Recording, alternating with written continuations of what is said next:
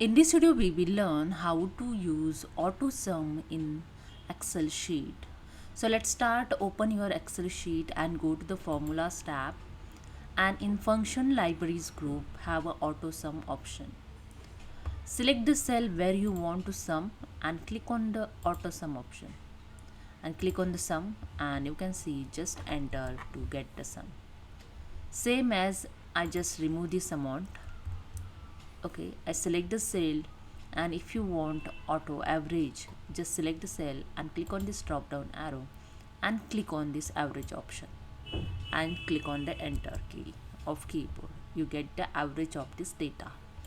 Same as I select the cell and click on this drop down arrow and the count number, just click on the count number and enter key. So this is a 22 count in this data.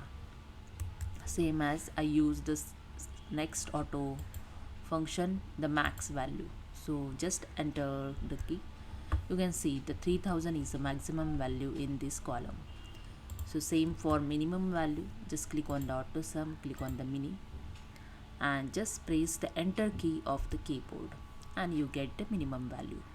So this is a way you can use the AutoSum option to get auto sum, auto average, auto minimum value, auto maximum value, auto count in quickly, so in Excel sheet.